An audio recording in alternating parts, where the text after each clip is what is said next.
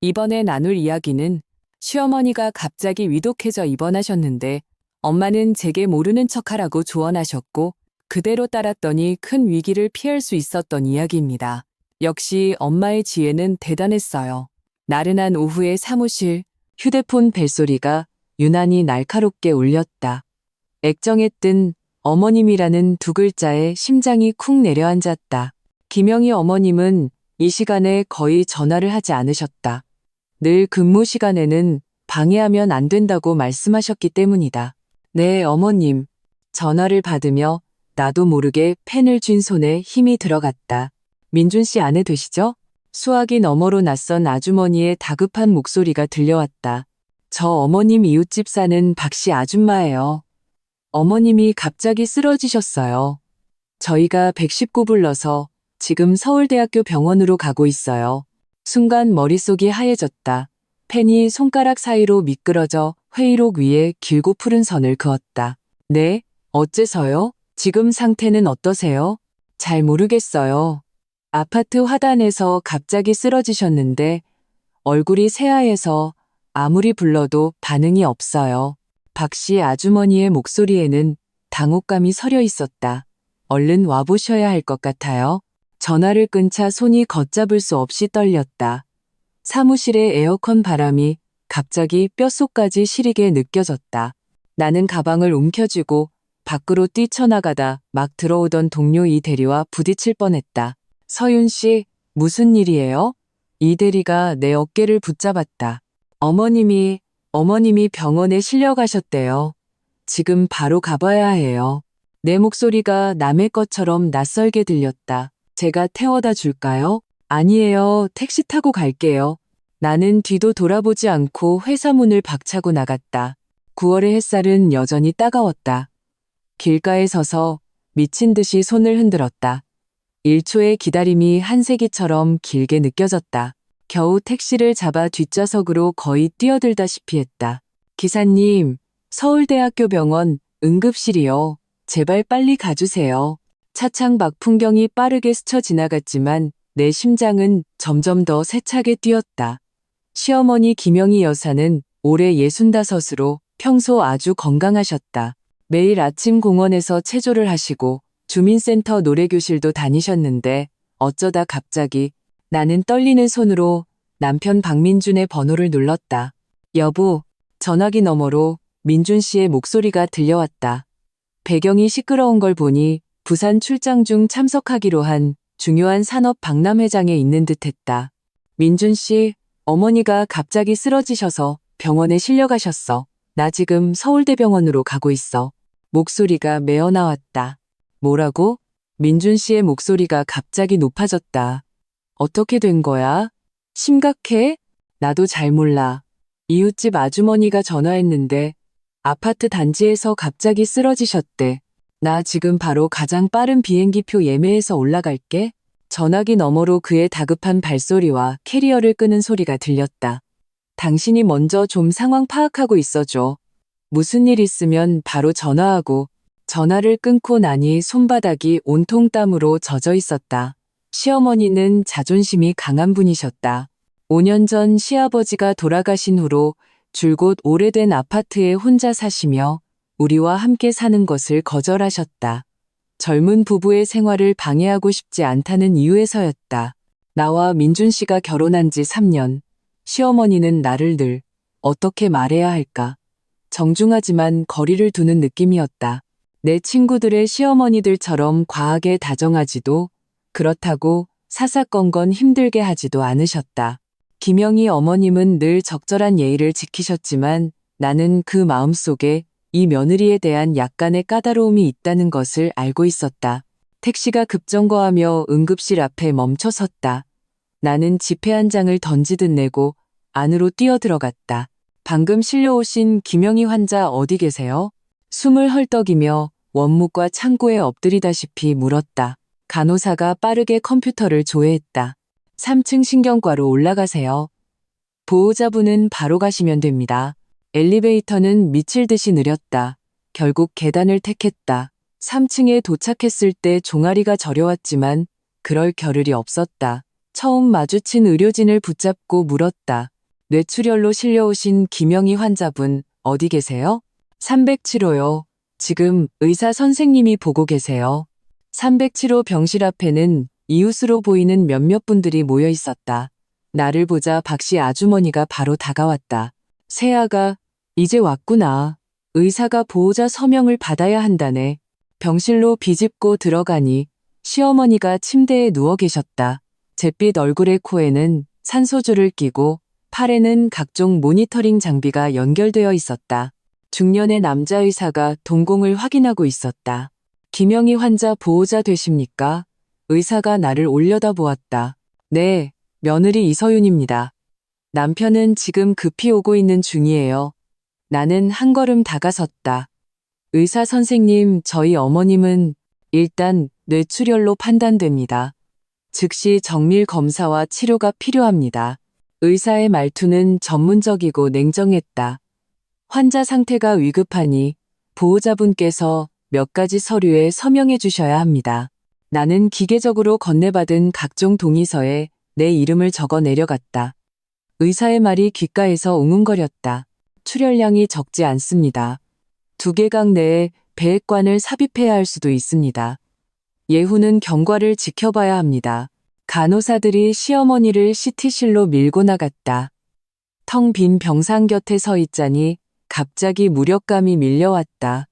뭘 해야 하지? 다른 친척들에게 알려야 하나? 입원 용품은? 진료비는 얼마나 내야 할까?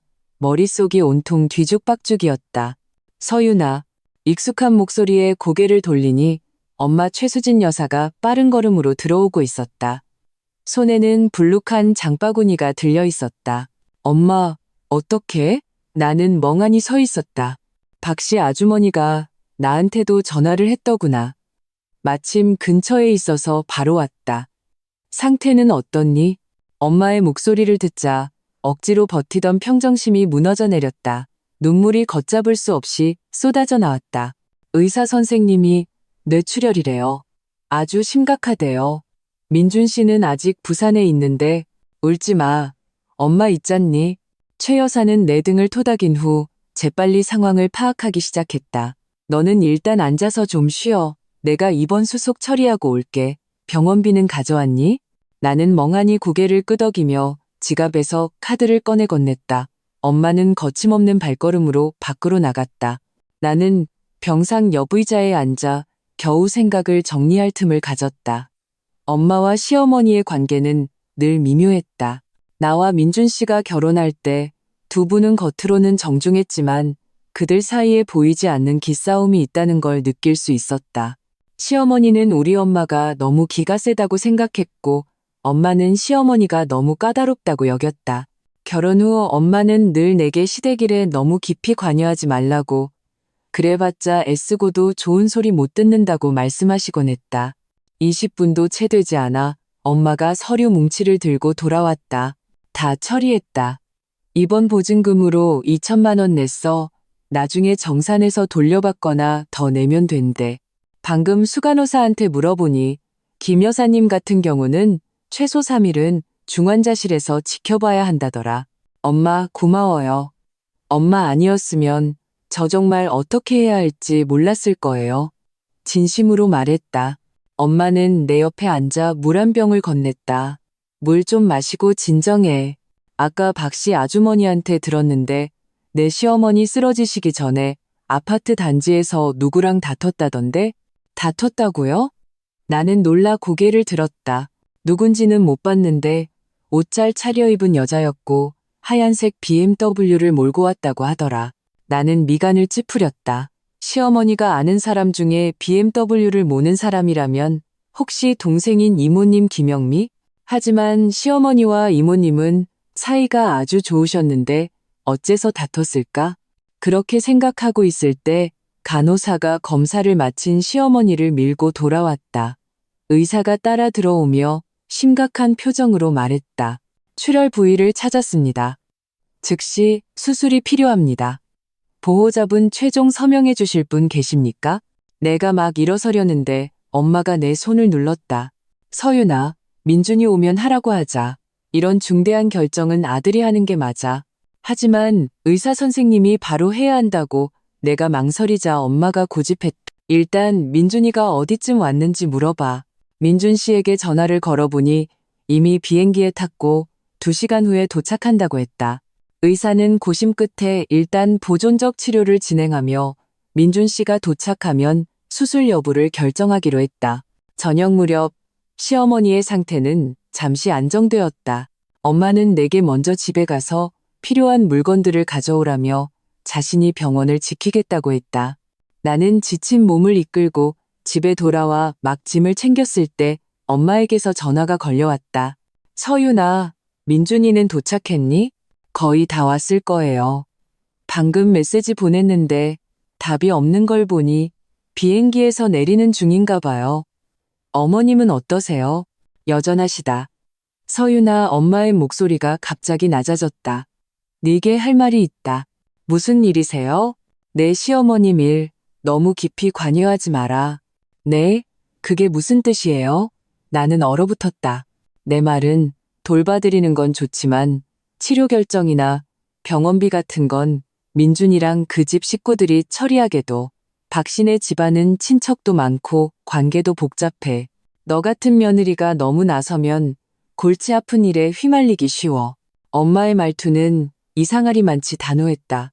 전화를 들고 한동안 어떻게 반응해야 할지 몰랐다.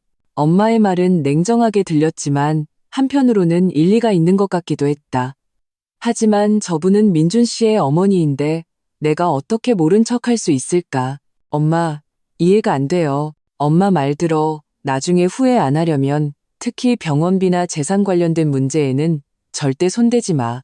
엄마는 내 말을 끊었다. 전화를 끊고 침대에 걸터 앉아 멍하니 있었다. 엄마의 말이 돌덩이처럼 마음을 짓눌렀다. 엄마는 내가 모르는 무언가를 알고 계신 걸까? 아니면 그저 딸을 보호하려는 마음에서 하시는 말씀일까? 초인종이 울렸다. 먼 길을 달려온 민준 씨였다. 그의 지치고 걱정스러운 얼굴을 보자 나는 일단 엄마의 경고를 머릿속에서 지워버리고 남편의 품에 안겨 위로를 구했다. 어머니는 어떠셔? 민준 씨가 나를 꽉 안았다. 수술해야 한대. 당신 와서 서명해야 한다고 했어. 민준 씨는 나를 놓아주고 차키를 집어들었다. 지금 바로 병원 가자. 병원으로 가는 길에 나는 민준 씨에게 엄마의 조언을 말해야 할지 망설였다.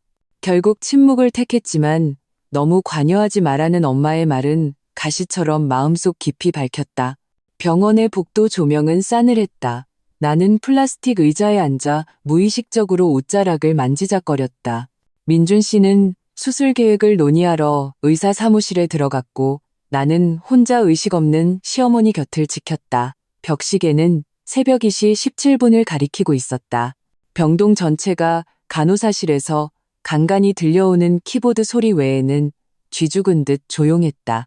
내 시선은 시어머니의 창백한 얼굴에 머물렀다. 평소에는 보이지 않던 주름들이 병고 속에서 고스란히 드러나 있었다. 3년 전 처음 배웠을 때의 모습이 문득 떠올랐다. 그때 민준 씨를 따라 인사를 드리러 갔을 때 김영희 어머님은 짙은 녹색의 고급스러운 원피스를 입고 머리를 단정하게 빗어 올린 채 문 앞에서 미소로 우리를 맞아주셨다. 그분의 눈은 민준 씨와 꼭 닮아 밝고 총기가 있었고 사람을 볼 때 꿰뚫어 보는 듯하면서도 온화한 빛을 띄었다. 네가 서윤이구나. 민준이가 전화로 늘 자랑하더니 오늘 보니 정말 예쁜 아가씨네. 어머님은 내 손을 잡으셨고 그 손바닥은 따뜻하고 보송보송했다. 식탁에는 정성껏 준비한 음식들이 가득했고 하나같이 민준 씨가 좋아하는 반찬들이었다. 식사 내내 어머님은 내게 계속 반찬을 덜어주시며 직장과 가정에 대해 물으셨다. 분위기가 너무나 화기애애해서 잔뜩 긴장했던 내 마음도 차츰 풀어졌다. 어머니, 서윤이는 회계사예요. 외국계 기업에서 일하는데 아주 능력 있어요. 민준 씨가 자랑스럽게 소개했다. 회계사? 좋지. 꼼꼼하겠네. 어머님이 웃으며 고개를 끄덕이셨다. 여자는 안정적인 직장이 있는 게 중요해. 그때 나는 참 좋은 시어머니를 만났다고 생각했다. 하지만 결혼 준비를 시작하면서부터 그 온화한 표면 아래 숨겨진 강인함을 감지하게 되었다. 예식장은 내가 이미 예약해뒀다. 우리 집 근처 그랜드 웨딩홀로. 우리가 혼인신고를 한 후 첫 가족 식사 자리에서 어머님은 아무렇지 않게 선언하셨다. 나와 민준 씨는 서로를 쳐다보며 조심스럽게 말했다. 어머니, 저희는 사실 다른 곳을 생각하고 있었는데 그랜드 웨딩홀 사장이 내 오랜 친구라 가장 저렴하게 해줬어. 어머님의 젓가락이 허공에서 멈췄다. 그리고 친척들이 다들 강동구에 사니까 거기로 가는 게 편해. 민준 씨가 식탁 밑에서 내 손을 꽉 쥐었다.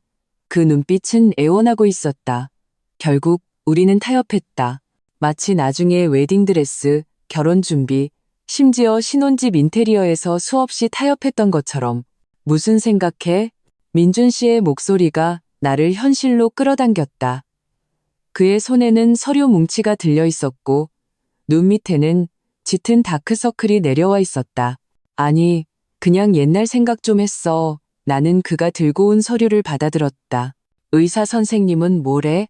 내일 오전에 수술하기로 했어. 출혈 부위 주변에 티타늄 스텐트 2개를 넣어야 한대.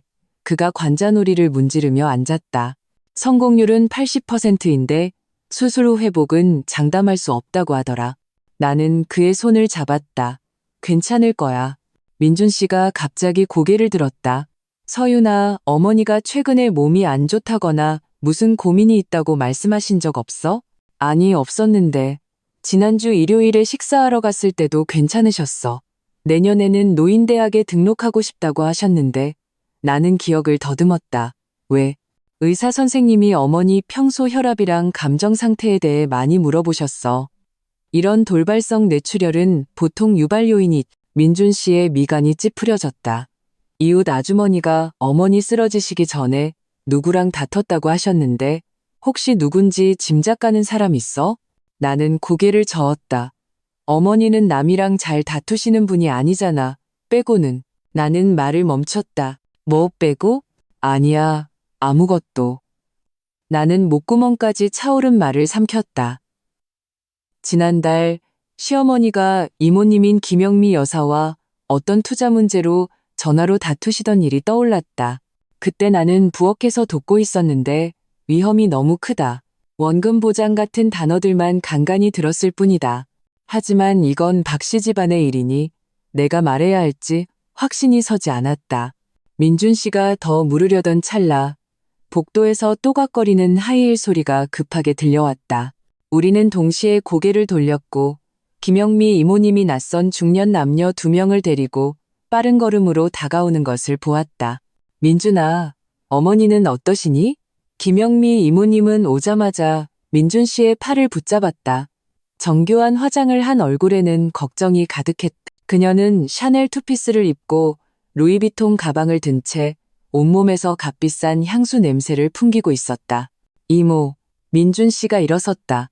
내일 오전에 수술하신대. 의사 선생님이. 나는 민준 씨의 뒷말을 제대로 듣지 못했다. 이모님이 데려온 아주머니가 나를 위아래로 훑어보며 노골적인 평가의 눈빛을 보내고 있었기 때문이다. 네가 민준이 아내구나. 그녀가 갑자기 입을 열었다. 나는 민준이 둘째 고모란다. 이쪽은 고모부고 우리 방금 인천에서 달려왔어. 아, 네. 고모님, 고모부님, 안녕하세요. 나는 억지 미소를 지었다. 이렇게 늦게 와주셔서 힘드셨겠어요. 가족끼리 힘든 게 뭐 있니? 둘째 고모는 손을 내저으며 민준 씨에게로 향했다.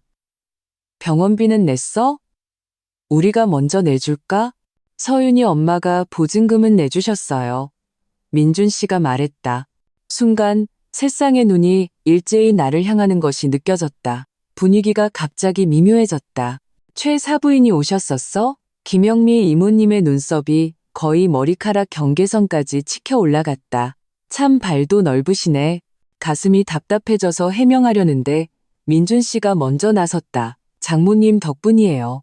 아니었으면 서윤이 혼자 이 많은 수속을 처리하느라 정신없었을 거예요.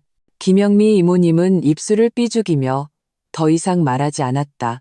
둘째 고모는 민준 씨를 붙잡고 병세에 대해 자세히 물었고 고모부는 병실문 쪽으로 가서 안을 들여다보았다. 나는 외톨이처럼 한쪽에 덩그러니 남겨졌다. 세아가 김영미 이모님이 갑자기 내 곁으로 다가왔다. 향수 냄새에 머리가 어지러울 지경이었다. 친정어머니는 집에 가셨어? 네, 쉬러 가셨어요. 내일 다시 오신대요. 나는 조심스럽게 대답했다. 그분이 뭐 특별한 말씀은 안 하셨고? 김영미 이모님은 내 얼굴에서 무언가를 읽어내려는 듯 뚫어지게 쳐다봤다. 무슨 말씀이요? 나는 영문을 몰랐다. 아니, 그냥 너희 모녀 사이가 참 좋은 것 같아서 이렇게 늦게까지 일부러 와서 도와주시고. 그녀의 말에는 가시가 돋쳐 있었지만 나는 너무 피곤해서 깊이 생각할 힘이 없었다. 새벽 3시 반 민준 씨의 고집에 나는 박신의 친척들과 함께 병원을 나섰다. 김영미 이모님은 자기 집에서 자고 가라고 했지만 나는 거절했다. 결국 둘째 고모부님이 나를 집까지 태워다 주셨다. 침대에 누웠지만 몸은 녹초가 되었는데도 정신은 이상하게 맑았다. 엄마의 너무 관여하지 말라는 말과 김영미 이모님의 탐색하는 듯한 눈빛이 머릿속에서 번갈아 떠올랐다. 나는 휴대폰을 들어 변호사인 친구 강지연에게 메시지를 보냈다. 내일 시간 돼? 할 얘기가 있어. 다음 날 아침 병원에 도착하자마자 복도에서 엄마와 마주쳤다.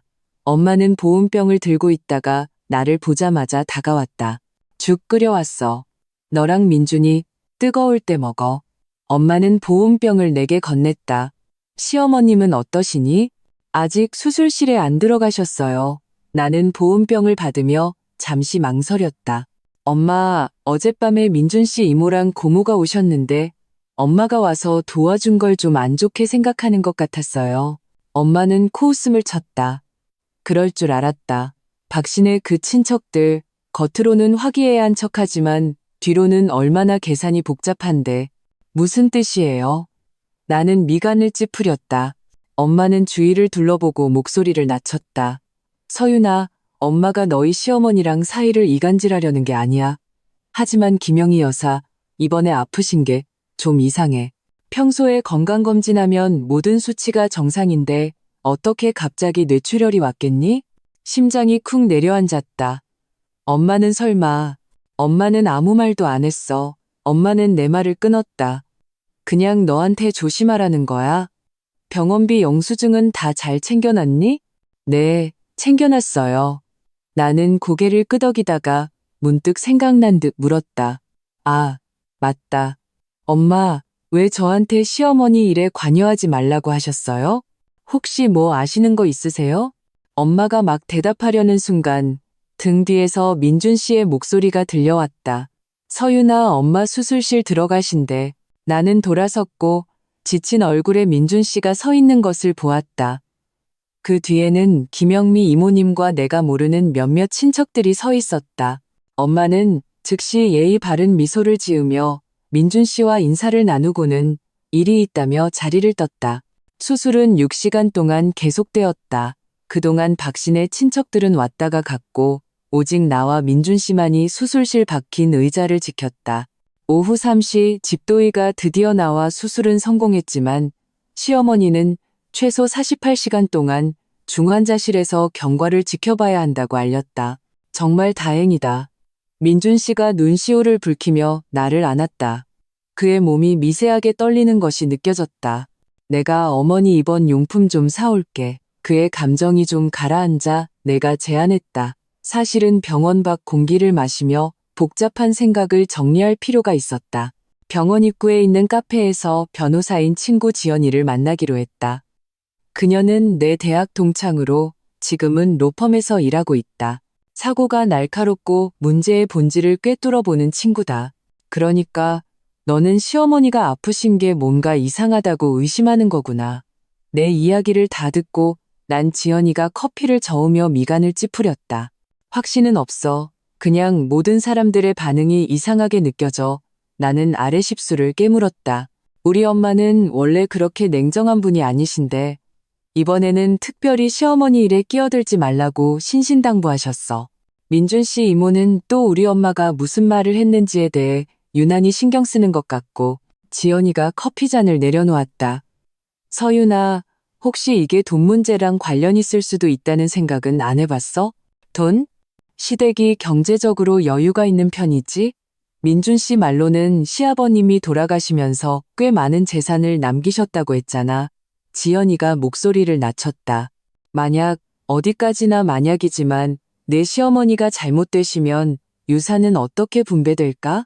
나는 망치로 머리를 맞은 듯한 충격을 받았다. 한 번도 생각해보지 못한 가능성이었다. 어머니는 건강하셨으니까 유언장 같은 건 안 쓰셨을 텐데 법정 상속이면 민준 씨랑 그 이모님이랑 나눠 갖는 거 아냐? 확실해? 지연이가 의미심장하게 나를 쳐다봤다. 내 시어머니 동생. 그러니까 그 샤넬 입은 분 말이야.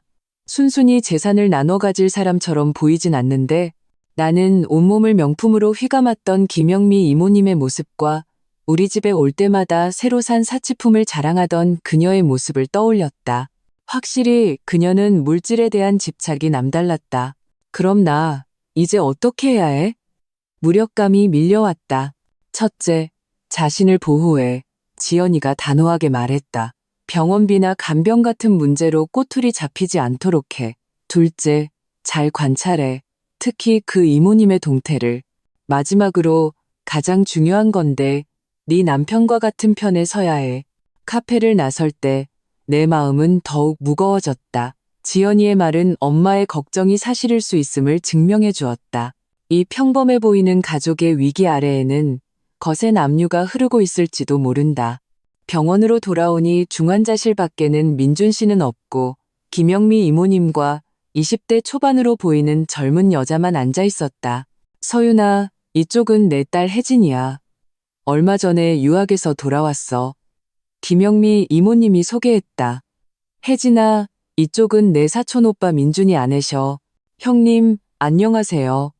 혜진이가 상냥하게 인사했지만 그 눈빛에는 나를 재는 듯한 기색이 서려 있었다. 민준이 오빠가 그렇게 능력 있다던데 역시 이렇게 예쁜 분이랑 결혼하셨네요. 나는 억지로 미소 지으며 민준 씨가 어디 갔는지 물었다. 중환자실 수속 밟으러 갔어. 아, 맞다. 서윤아, 어머니 평소 진료 기록이랑 건강검진 결과지 가져왔니? 의사가 참고해야 한다고 하더라. 나는 깜짝 놀랐다. 어머님의 진료 기록은 늘 다니시던 가정의학과에 있지 않나? 가정의학과에는 이미 연락했지. 근데 최근 반년치 건강검진 결과지는 어머니가 집에 두셨을 거야. 김영미 이모님이 나를 뚫어지게 쳐다봤다. 네가 어머니 댁이랑 가까우니 가서 좀 찾아다 줄 수 있을까? 마음속에서 경고음이 울렸다. 시어머니는 사생활을 매우 중시해서 나와 민준 씨가 자기 집 물건을 함부로 뒤지는 것을 싫어하셨다. 그런데 지금 김영미 이모님은 내게 서류를 찾아오라고 하고 있었다. 민준 씨 오면 같이 가볼게요. 나는 조심스럽게 대답했다. 아이고, 민준이는 며칠 동안 병원에만 있어야 할 텐데. 김영미 이모님이 손을 내저었다. 어머니 집 열쇠 너한테 있잖아? 그냥 서류 하나 가져오는 건데. 뭐, 어떻게 대답해야 할지 몰라 난처해하고 있을 때 민준 씨가 서류 뭉치를 들고 돌아왔다. 나는 구세주를 만난 듯 바로 그에게 다가가 도왔다. 민준 씨, 이모님이 어머님 건강검진 결과지가 필요하대. 어디 있는지 알아? 나는 일부러 큰 소리로 물었다. 민준 씨가 미간을 찌푸렸다. 건강검진 결과지? 의사 선생님이 그런 말씀 안 하셨는데? 김영미 이모님의 표정이 순간 굳었다가 이내 자연스럽게 돌아왔다. 내가 잘못 들었나 보네. 늙어서 그런가? 기억력이 0. 그녀는 멋쩍게 웃으며 혜진이를 데리고 자리를 떴다. 민준 씨가 의아한 눈으로 나를 쳐다봤다. 무슨 일이야? 나는 고개를 저었다. 아니야. 이모님이 어머님 걱정을 너무 많이 하셔서 그런가 봐. 하지만 마음속으로는 이미 확신했다. 지연이와 엄마의 걱정은 괜한 것이 아니었다. 김영미 이모님은 무언가를 떠보고 있고 나는 그녀의 계획에 장기말이 될 생각이 없었다. 밤 8시 중환자실 면회 시간이 되었다. 직계 가족인 민준 씨는 10분간 들어갈 수 있었다. 나는 복도 의자에 앉아 벽에 걸린 TV를 멍하니 쳐다봤다. 문득 곁눈질로 김영미 이모님과 시어머니의 주치의가 복도 모퉁이에서 나직이 대화하는 것을 보았다. 두 사람의 표정은 심각했다. 나는 자판기에서 물을 사는 척하며 그들에게 천천히 다가갔다. 각도와 거리 때문에 약물 반응, 검사 결과 같은 단어들만 간헐적으로 들을 수 있었다. 내가 좀 더 다가갔을 때 김영미 이모님이 나를 발견하고 즉시 대화를 끝냈다. 의사는 서둘러 자리를 떴고 그녀는 내게로 걸어왔다. 얼굴에는 부자연스러운 미소가 걸려 있었다. 세아가 안 쉬고 뭐해? 물 좀 사려고요. 나는 손에 든 생수병을 흔들었다. 민준 씨는 나왔어요? 아직. 그녀의 시선이 내 얼굴을 샅샅이 훑었다. 아, 맞다. 형님 평소에 드시는 혈압약, 네가 사다 드렸니? 또 이상한 질문이었다. 아니요. 어머님은 늘 직접 약국 가서 사세요. 나는 경계하며 대답했다. 왜요? 아니, 그냥 의사가 물어보길래. 내가 기억이 잘 안 나서. 그녀는 이마를 툭 치며 말했다. 나이가 드니 기억력이 점점 나빠지네. 그때 민준 씨가 중환자실에서 나왔다. 눈이 붉었다. 나는 즉시 다가가 그의 손을 잡았다. 어머니 깨셨어. 근데 아직 말씀은 못하셔. 그의 목소리가 쉬어 있었다. 의사 선생님이 내일쯤 일반 병실로 옮길 수 있을지도 모른대. 정말 다행이다. 나는 진심으로 기뻤다. 김영미 이모님도 다가와 형님이 깨셨다니 천만다행이다. 의사는 뭐래? 라며 물었다. 민준 씨는 의사의 말을 간단히 전했고 이모님은 고개를 끄덕이며 때때로 질문을 던졌다. 나는 한쪽에 서 있다가 문득 그녀의 가방이 완전히 닫히지 않아 서류한 귀퉁이가 삐져나온 것을 보았다. 그 위에는 시어머니의 이름과 은행 로고가 선명하게 찍혀 있었다. 그 순간 나는 결심했다. 내일 반드시 엄마와 지연이에게 오늘 발견한 모든 것을 알려야겠다고. 김영미 이모님이 무슨 흉계를 꾸미고 있든 나는 그녀가 시어머니와 민준 씨를 해치도록 내버려 두지 않을 것이다. 병원을 떠나기 전 나는 간호사실에 들러 시어머니의 투약 기록을 물었다. 당직 간호사가 경계하는 눈빛으로 나를 쳐다봤다. 누구시죠? 김영희 환자 며느리예요. 어머님 평소 드시는 약에 대해 좀 알고 싶어서요. 퇴원 후 간병 준비하려고요. 나는 최대한 자연스럽게 말했다. 간호사는 기록을 확인한 후 시어머니가 일반적인 혈압약만 복용하며 특별한 약은 없다고 알려주었다.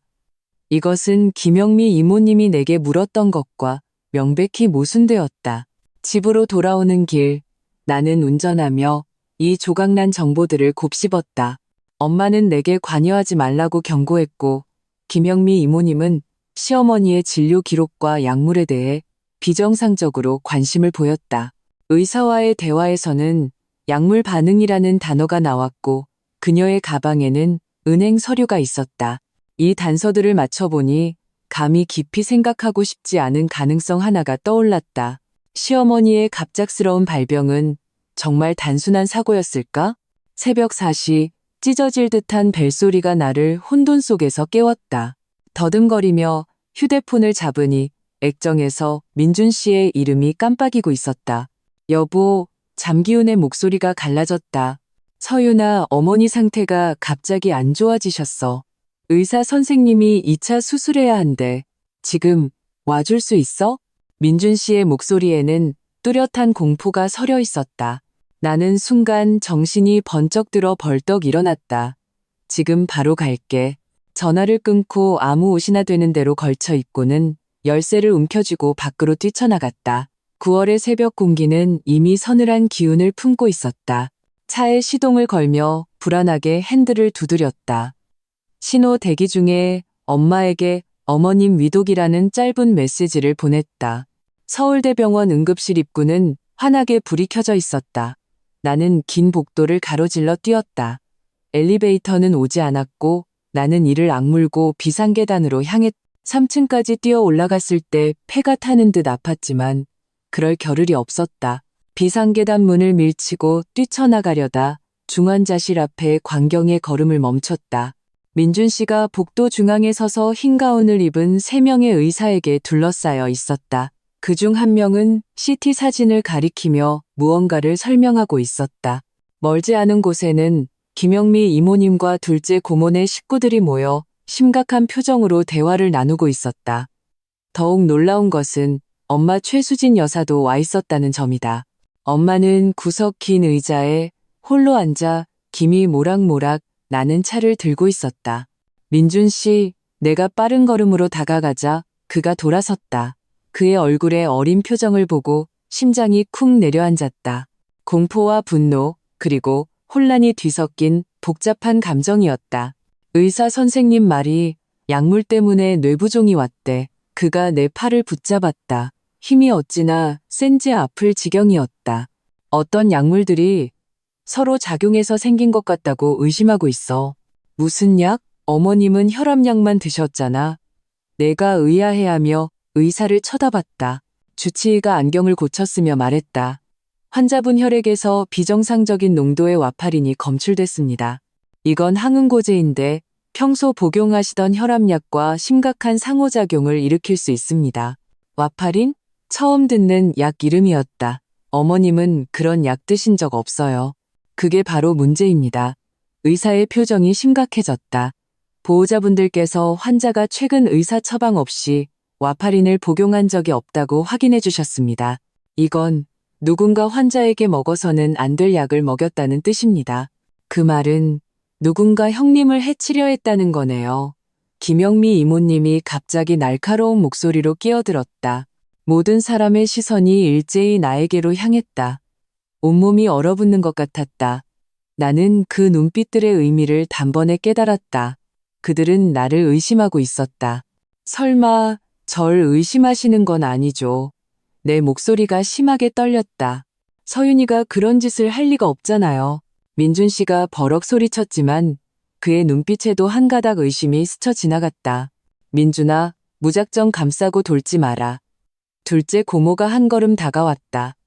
병원 기록을 보면 형님 쓰러지시기 일주일 전부터 서윤이만 형님 댁을 자주 드나들었잖니. 저는 어머님 식사 챙겨드리고 청소해드리러 갔을 뿐이에요. 억울함에 눈가가 뜨거워졌다. 엄마, 뭐라고 말 좀 해봐요. 줄곧 침묵하던 엄마가 마침내 일어나 내 곁으로 천천히 걸어왔다. 제 딸은 매일 퇴근하면 바로 집으로 오고 주말에 외출할 때도 저나 친구들과 함께였습니다. 무슨 짓을 할 시간이 없었다는 말입니다. 엄마의 목소리는 차분했지만 힘이 있었다. 그리고 서윤이가 무슨 동기로 자기 시어머니를 해치겠습니까? 동기? 김영미 이모님이 코웃음을 쳤다. 형님이 얼마 전에 유언장을 새로 쓴다고 하지 않았소? 그 재산을 어떻게 나눌지 누가 알겠어? 그 말은 폭탄처럼 사람들 사이에서 터졌다. 민준 씨의 얼굴이 잿빛으로 변했다. 이모, 지금 무슨 암시를 하시는 거예요? 서윤이는 유언장 얘긴 알지도 못해요. 자, 지금은 이럴 때가 아닙니다. 주치의가 우리를 제지했다. 환자는 즉시 수술해야 합니다. 보호자분 서명해 주세요. 민준 씨가 동의서를 받아 서명했고 의사들은 서둘러 자리를 떴다. 복도에는 어색한 침묵이 흘렀다. 나는 그 자리에 서서 모든 사람의 시선이 칼날처럼 내 피부를 스치는 것을 느꼈다. 엄마가 나를 긴 의자로 데려가 앉히고 따뜻한 차를 건넸다. 물 좀 마셔. 저 사람들 신경 쓰지 말고. 엄마, 이게 대체 어떻게 된 일이에요? 나는 나직이 물었다. 왜 어머님 몸에서 그런 약이 나온 거죠? 엄마의 시선이 김영미 이모님 일행을 스쳐 지나갔다. 엄마는 목소리를 더욱 낮췄다. 어제 너한테 말해주려고 했는데 기회가 없었어. 김영희 여사, 쓰러지기 전날 나한테 전화를 했었어. 누가 자기 금고에 있는 물건을 손댄 걸 발견했다고. 네? 나는 눈을 동그랗게 떴다. 누가 그랬는지는 말 안 했지만 몹시 화가 난 목소리였어. 몇 가지를 다시 생각해야겠다고 하더구나. 엄마가 입술을 오므렸다. 그리고 바로 다음 날 쓰러져서 입원했다는 소식을 들은 거야. 이건 너무 공교롭지 않니? 머릿속이 빠르게 돌아갔다. 시어머니는 누군가 자신의 중요 물품을 손댄 것을 발견했고 다음 날 병에 걸렸다. 그리고 지금 몸에서는 정체불명의 약물이 검출되었다. 이 모든 것이 끔찍한 결론 하나를 가리키고 있었다. 시어머니는 누군가에게 독살당하고 있을지도 모른다. 경찰에 신고해야 해요. 나는 불쑥 말했다. 안 돼. 김영미 이모님이 어느새 우리 곁으로 와 있었다. 내 말을 들은 모양이었다. 집안 망신이야. 형님 일은 우리끼리 처리하자. 누가 독살하려 했다면 이건 범죄예요. 나는 목소리를 높일 수밖에 없었다. 서윤아, 민준 씨가 다가와 엄한 목소리로 말했다. 함부로 말하지 마. 의사 선생님은 약물 상호작용일 수도 있다고 했지 누가 독살했다고는 안 했어. 너 그렇게 막말하면 큰일 나. 나는 충격받은 눈으로 그를 쳐다봤다. 민준 씨는 한 번도 이런 말투로 내게 말한 적이 없었다. 하물며 이렇게 많은 사람 앞에서 나를 질책하다니. 억울함과 분노가 파도처럼 밀려왔지만 나는 이를 악물고 반박하지 않았다. 지금은 싸울 때가 아니었다. 화장실 좀 다녀올게요. 나는 일어나서 이 숨막히는 곳을 서둘러 떠났다. 화장실 거울에는 창백한 내 얼굴과 붉게 충혈된 눈이 비쳤다. 수돗물을 틀어 찬물로 얼굴을 씻으며 스스로를 진정시키려 애썼다. 민준 씨의 태도 변화, 김영미 이모님의 이상한 관심, 시어머니 몸에서 나온 정체불명의 약물, 이 조각들을 맞춰보니 흐릿하지만 위험한 윤곽이 보이는 듯했다. 화장실을 나와 나는 간호사실로 가서 시어머니의 투약 기록을 확인해 보기로 결심했다. 당직 간호사는 컴퓨터 앞에서 바빴다. 나는 조용히 카운터 옆으로 돌아가 벽에 걸린 화이트보드를 훑어보았다. 거기에는 각 중환자실 환자의 기본 정보와 투약 내용이 적혀 있었다. 김영희 이름 뒤에는 약 이름들이 나열되어 있었는데 대부분은 알아볼 수 없었다. 하지만 그중 하나, 와파린이라는 글자가 붉은색으로 동그라미 쳐져 있고 옆에는 물음표가 붙어 있었다. 도와드릴까요? 간호사가 갑자기 고개를 들고 물었다. 아, 아뇨. 그냥 저희 어머님 투약 기록이 궁금해서요. 나는 당황하며 화이트보드를 가리켰다. 간호사의 표정이 조금 부드러워졌다. 따님이세요? 며느리예요. 규정상 직계 가족에게만 자세한 정보를 알려드릴 수 있어요. 그녀는 미안하다는 듯 말했다. 하지만 남편분께서 아까워서 물어보셨어요. 환자분께서는 확실히 비정상적인 약물 성분이 검출되었고 의사 선생님께서 원인을 조사 중이십니다. 나는 감사 인사를 하고 자리를 떴다. 마음속으로는 일이 간단치 않다는 것을 더욱 확신했다. 복도 모퉁이를 돌다가 통화 중인 김영미 이모님과 부딪힐 뻔했다. 그 서류를 꼭 손에 넣어야 해. 그래, 그 사람 서재 금고 안에 있어. 비밀번호는 아마. 그녀는 나를 보자마자 황급히 전화를 끊었다. 얼굴에는 당황한 기색이 스쳤다. 세아가, 너 여기서 뭐해? 화장실 찾고 있었어요. 나는 무표정하게 말하며 그녀가 꽉 쥔 휴대폰을 일부러 쳐다보았다. 이렇게 이른 시간에 통화를. 아, 해외 거래처랑 시차가 안 맞아서. 그녀는 더듬거리며 해명하고는 재빨리 화제를 돌렸다. 민준이가 너 찾더라. 얼른 가봐. 나는 고개를 끄덕이고 그녀가 멀어진 후 즉시 휴대폰을 꺼내 지연이에게 메시지를 보냈다. 급한 일이야. 서울대병원으로 와줄 수 있어? 중환자실 앞으로 돌아오니 민준 씨는 의사와 대화 중이었다. 표정은 아까보다 조금 누그러져 있었다. 엄마가 나를 손짓해 옆에 앉혔다. 의사 선생님은 뭐래? 나는 작은 목소리로 물었다. 수술은 성공적이었대. 부종도 가라앉았고 엄마는 내게 빵 하나를 건넸다. 뭐 좀 먹어. 얼굴색이 너무 안 좋아. 나는 빵을 받았지만 입맛이 전혀 없었다. 엄마, 방금 김영미 이모님이 통화하는 걸 들었는데 무슨 서류랑 금고 비밀번호 얘기를 했어요. 엄마의 눈빛이 순간 날카로워졌다. 그럴 줄 알았어. 무슨 뜻이에요? 김영희 여사가 그날 전화로 금고에 있던 중요한 서류 하나가 없어졌다고 했어. 어떤 투자에 관한 거였는데 엄마가 목소리를 낮췄다. 김영미가 가져간 것 같다고 의심하더구나. 금고 비밀번호를 아는 사람이 그 애밖에 없다고 했어. 나는 숨을 들이켰다. 그래서 시어머니가 김영미 이모님을 추궁하다가 엄마는 내가 말을 잇지 못하게 막았다. 확실한 증거가 없으니 함부로 추측하지 마. 하지만 서윤아, 지금부터는 각별히 조심해야 해. 김영민은 명백히 모든 사람이 널 의심하도록 유도하고 있고 민준이도 흔들리기 시작했어. 저도 알아요. 나는 씁쓸하게 엄마의 말을 이었다. 엄마가 내 손을 잡았다. 민준이 탓하지 마. 지금 걔도 압박이 너무 심할 거야. 하지만 이것만은 기억해. 무슨 일이 있어도 엄마는 내 편이라는 거. 눈가가 뜨거워지며 눈물이 핑 돌았다. 그때 휴대폰이 진동했다. 지연이가 1시간 뒤에 도착한다는 답장이었다. 나는 간단히 상황을 설명하고 와파린에 대한 자세한 정보를 알아봐 달라고 부탁했다. 2시간 후 시어머니는 수술실에서 나왔다. 의사는 잠시 위험한 고비는 넘겼지만 여전히 중환자실에서 경과를 지켜봐야 한다고 했다. 민준 씨는 마침내 안도의 한숨을 내쉬며 긴 의자에 주저앉았다. 김영미 이모님과 둘째 고모네 식구들은 그를 둘러싸고 안부를 물었고 나는 외톨이처럼 멀리 서 있었다. 바로 그때 지연이가 도착했다. 그녀는 정장을 입고 서류 가방을 든 채 마치 사무실에서 바로 온 듯한 모습이었다. 나는 커피를 사러 가는 척하며 그녀와 함께 병동을 빠져나왔다. 병원 카페에서 나는 며칠간 있었던 일을 자세히 이야기했다. 와파린은 확실히 항응고제야. 과다 복용하면 뇌출혈을 포함한 뇌출혈을 유발할 수 있어. 지현이가 휴대폰으로 자료를 찾아보며 말했다. 하지만 이건 처방전이 있어야 살 수 있는 약이라 일반인이 쉽게 구하기는 어려워. 그럼 정말 나는 그 2글자를 차마 입에 담지 못했다. 살인 미수. 지연이가 대신 말했다. 현재 상황으로 봐서는 그 가능성을 배제할 수 없어. 중요한 건 누가 동기와 능력을 가졌느냐는 거지.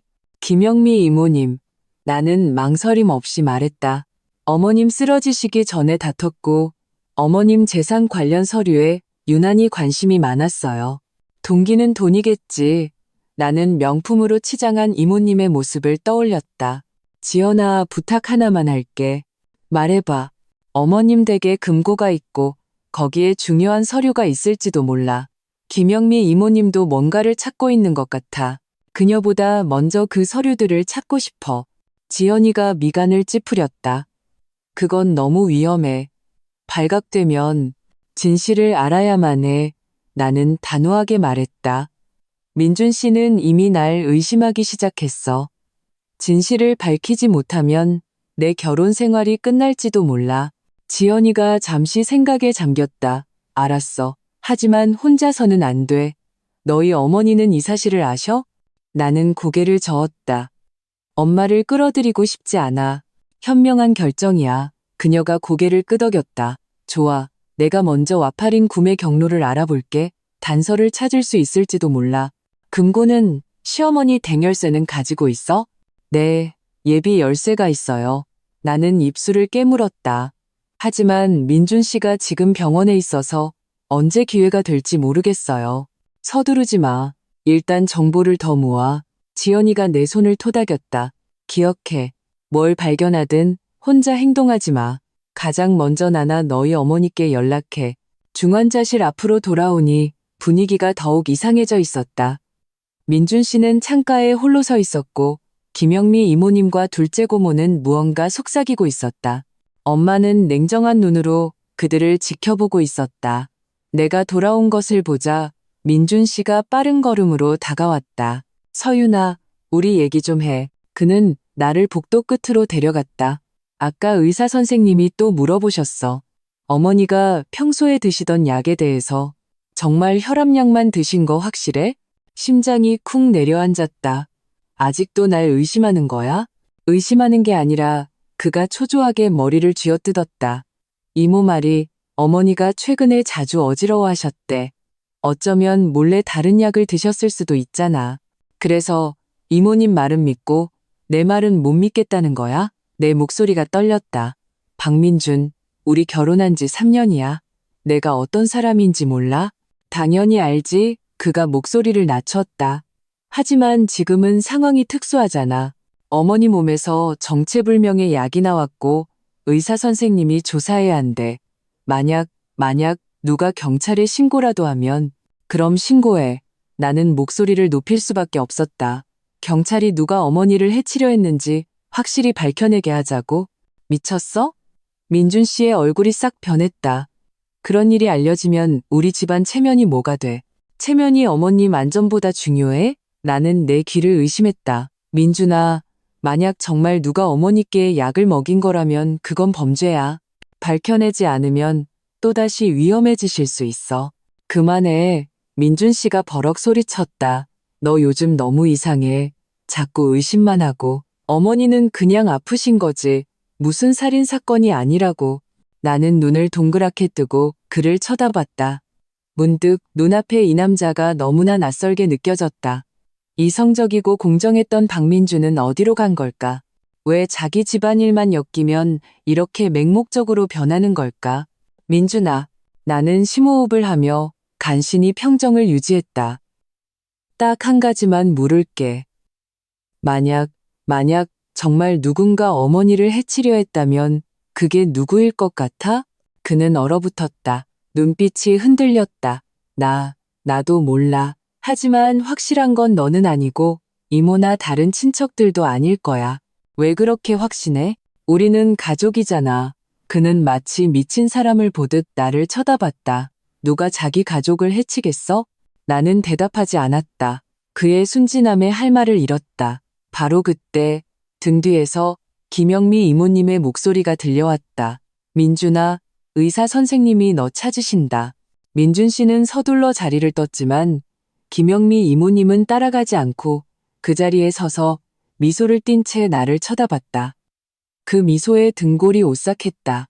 세아가 너무 긴장하지 마. 그녀가 가식적으로 말했다. 형님은 괜찮아지실 거야. 그때가 되면 모든 게 명확해지겠지. 네, 모든 게 명확해지겠죠. 나는 그녀의 눈을 똑바로 쳐다봤다. 특히 그 와파린이 어떻게 어머님 몸에 들어갔는지도요. 그녀의 동공이 순간적으로 수축했다. 금세 평정을 되찾았지만 그 찰나의 반응만으로도 충분했다. 의사 선생님이 약물 상호작용일 수 있다고 했잖아. 그녀가 억지로 평온을 가장했다. 형님이 연세가 있으시니 기억력이 나빠져서 뭘 드셨는지 잊어버리셨을 수도 있지. 어머님 기억력 좋으세요. 나는 차갑게 말했다. 20년 전 전화번호도 기억하시는 분인데요. 김영미 이모님의 미소가 얼굴에서 굳어졌다. 그게 무슨 뜻이야? 아무 뜻 없어요. 나는 돌아서려다 다시 고개를 돌려 한마디 덧붙였다. 아, 맞다. 이모님, 어머님 금고 비밀번호 기억하세요? 의사 선생님이 어머님 의료보험 카드랑 보험 서류가 필요하다고 하시던데. 네, 내가 어떻게 알아? 그녀의 목소리가 갑자기 높아졌다. 형님 개인 물건은 난 절대 손 안 대. 이상하네요. 전 아직 금고 안에 뭐가 있는지 말도 안 했는데. 나는 일부러 놀란 척했다. 이모님은 어떻게 의료보험 카드가 금고에 있다는 걸 아셨어요? 김영미 이모님의 얼굴이 순간 새하얗게 질렸다. 입술을 떨었지만 아무 말도 하지 못했다. 나는 돌아서서 자리를 떴다. 심장이 북처럼 울렸다. 이제 나는 거의 확신할 수 있었다. 그녀는 분명 시어머니의 금고를 손댔고 그것은 시어머니의 병과 관련이 있을 가능성이 매우 높았다. 하지만 어떻게 그것을 증명할까? 어떻게 민준 씨에게 그의 이모가 범죄자일 수 있다는 것을 믿게 할까? 그리고 더 중요한 것은 어떻게 시어머니를 더 이상 해를 입지 않도록 보호할까? 이 문제들이 머릿속을 맴돌았다. 그때 엄마가 다가와 지연이가 밖에서 기다린다고 알려주었다. 나는 점심을 사러 가는 척하며 병동을 빠져나와 병원 입구에서 지연이를 만났다. 뭐 알아냈어? 나는 다급하게 물었다. 2가지. 지연이가 나를 한적한 구석으로 데려갔다. 첫째, 와파리는 처방전이 필요하지만 의사 중에 아는 사람이 있으면 쉽게 구할 수 있어. 둘째, 내가 김영미 이모님 배경을 좀 알아봤는데 작년에 투자에 실패해서 빚이 꽤 많았대. 그런데 최근 반년 사이에 갑자기 씀씀이가 커졌어. 돈은 어디서 난 걸까? 확실하진 않지만 의심스러워. 지연이가 심각한 표정으로 나를 쳐다봤다. 서윤아, 상황이 우리가 생각하는 것보다 더 복잡해. 아까 간호사실에서 김영미 이모님이 주치의랑 속삭이는 걸 봤어. 둘이 꽤 친해 보이던데 온몸에 소름이 돋았다. 설마 의사도 연루됐다는 거야? 확신할 순 없지만 경계할 필요는 있어. 그녀는 내게 쪽지 한 장을 건넸다. 이건 식약처에서 일하는 내 친구 연락처야. 네가 시어머니 혈액 샘플이나 투약 기록을 구할 수 있으면 그 친구가 검사를 도와줄 수 있을 거야. 그건 너무 어려운데? 그리고 한 가지 더. 지연이가 잠시 망설였다. 내가 시어머니 명의 부동산을 조회해봤는데 그분이 사시는 오래된 아파트가 지난달에 담보대출이 잡혀있더라. 대출해준 곳은 신진투자라는 회사야. 어머님은 그런 말씀 없으셨어. 나는 충격받아 말했다. 돈이 부족하신 분이 아닌데. 그게 문제야. 지연이가 의미심장하게 말했다. 그 회사 배경을 알아봤는데 법인 대표 이름이 이재훈이야. 김영미 이모님 남편이야. 머릿속이 윙울렸다. 모든 조각이 갑자기 하나로 맞춰졌다. 김영미 부부가 시어머니의 부동산으로 대출을 받아 투자했고 시어머니가 이를 발견하자 다툼이 일어났고 그 후 시어머니가 쓰러졌다. 이건 범죄야. 나는 지연이의 손을 잡았다. 경찰에 신고해야 해. 증거는? 지연이가 되물었다. 지금은 전부 추측일 뿐이야. 담보대출은 합법적이고 약물 상호작용은 사고로 설명될 수 있어. 우리가 김영미가 고의로 시어머니께 약을 먹였다는 걸 증명하지 못하는 한 어머님 금고. 나는 문득 생각했다. 거기에 김영미가 손댔다는 걸 증명할 서류가 있다면 너무 위험해. 지연이가 고개를 저었다. 발각되면 오히려 네가 절도죄나 다른 혐의로 몰릴 수 있어. 그럼 어떡해. 그냥 김영미가 법망을 빠져나가는 걸 보고만 있으라고? 어머님은 또다시 위험해질 수 있는데? 지연이가 잠시 생각에 잠겼다. 좋아. 내가 먼저 그 신진투자라는 회사 뒷조사를 해볼게. 너는 병원 상황을 계속 주시해. 특히 김영미랑 의사의 움직임을. 하지만 기억해. 절대 혼자 행동하거나 섣불리 움직이지 마. 병원으로 돌아오니 민준 씨가 나를 찾고 있었다. 어디 갔었어? 한참 동안. 그의 말투는 퉁명스러웠다. 점심 사면서 바람 좀 쐬고 왔어. 나는 그에게 샌드위치를 건넸다. 먹어. 하루 종일 아무것도 못 먹었잖아. 그의 표정이 조금 누그러졌다. 음식을 받아 허겁지겁 먹기 시작했다. 그의 지친 모습을 보니 마음이 약해졌다. 민준 씨는 시어머니를 걱정하지 않는 게 아니었다. 그저 혈육의 정에 눈이 멀어 자신의 친척이 그런 짓을 저지를 수 있다는 것을 상상조차 못하는 것뿐이었다. 민준아, 나는 조용히 말했다. 무슨 일이 있어도 나는 어머님 편이야. 날 믿어? 그가 고개를 들어 나를 쳐다봤다. 눈빛이 복잡했다. 당연히 믿지? 그냥 최근에 일어난 일들이 너무 이상해서 어떻게 생각해야 할지 모르겠어. 우리 같이 밝혀내자. 응? 나는 떠보듯 물었다. 예를 들면 어머님이 왜 갑자기 집을 담보로 잡혔는지 같은 거. 집을 담보로? 그는 전혀 모르는 얼굴이었다. 어머니가 언제? 내 심장이 쿵 내려앉았다. 그는 이 사실조차 모르고 있었다. 시어머니는 아들에게조차 말하지 않은 것이다. 이건 더욱 문제가 있다는 뜻이었다. 이모님한테 들었어. 나는 거짓말을 했다. 내가 잘못 들었을 수도 있고. 민준 씨의 표정이 갑자기 경계심으로 가득 찼다. 서윤아, 너 혹시 뭐 조사하고 다니는 거야? 어떻게 대답해야 할지 몰라 망설이는 순간 중환자실에서 경보음이 갑자기 울렸다. 의료진이 시어머니 병실로 뛰어들어갔고 우리의 대화는 중단될 수밖에 없었다. 하지만 민준 씨의 의심 가득한 눈빛은 이 이야기가 아직 끝나지 않았음을 말해주고 있었다. 시어머니의 상태가 다시 악화되었고 의사들은 긴급 처치에 들어갔다. 그 혼란 속에서 나는 김영미 이모님과 주치의가 눈빛을 교환하는 것을 목격했다. 그리고 의사가 주머니에서 작은 병을 꺼내 그녀에게 건넸다. 시어머니의 두 번째 응급처치는 거의 2시간 동안 계속되었다. 의사가 마침내 중환자실을 나와 상태가 잠시 안정되었다고 발표했을 때 나는 온몸의 기운이 다 빠져나가는 듯 했다. 민준 씨는 긴 의자에 주저앉아 두 손으로 머리를 감쌌고 어깨가 미세하게 떨렸다. 김영미 이모님과 둘째 고모네 식구들은 그에게 다가가 자세한 상황을 물었다. 나는 주치의의 흰 가운 주머니에서 살짝 삐져나온 약병한 귀퉁이가 아까 그가 김영미 이모님에게 건넸던 것과 비슷하다는 것을 알아차렸다. 엄마, 보셨어요? 나는 곁에 있는 엄마에게 나직이 물었다. 엄마는 희미하게 고개를 끄덕였다. 눈빛이 날카로웠다. 저 의사, 수상해. 내가 좀 알아봐야겠다. 나는 휴대폰을 꺼내 몰래 의사의 명찰을 찍었다. 신경과 부교수 주진우.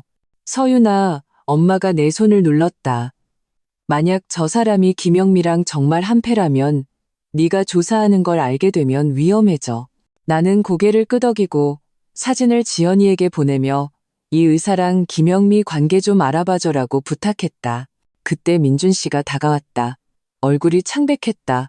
의사 선생님이 어머니는 절대 안정이 필요하대. 오늘 밤은 면회도 안 된대. 우리 일단 돌아가자. 너희는 돌아가.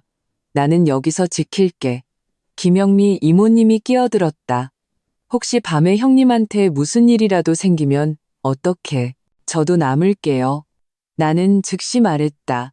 김영미 이모님의 표정이 순간 굳었다. 새아가는 내일 출근도 해야 하잖아. 너무 무리하지 마. 어머님이 더 중요하죠. 나는 그녀의 눈을 똑바로 쳐다봤다. 그리고 이모님은 연세도 있으신데 밤새 오시면 몸에 안 좋아요. 공기 중에 보이지 않는 불꽃이 튀는 듯했다. 민준 씨는 나와 그녀를 번갈아 쳐다보며 우리 사이에 팽팽한 긴장감을 느낀 듯했다. 저기, 우리 다 같이 돌아가는 게 어때요? 그가 조심스럽게 말했다. 병원에 의사 선생님이랑 간호사분들도 계시고 무슨 일 있으면 전화 주실 텐데요. 결국 나의 고집으로 민준 씨는 우리 둘이 남아 교대로 밤을 새우는 것에 동의했다. 다른 친척들은 먼저 돌아가기로 했다. 김영미 이모님은 떠나기 전 의미심장한 눈빛으로 나를 쳐다봤다. 그 눈빛의 등골이 오싹했다. 밤이 깊어지자 병원 복도는 점차 조용해졌다.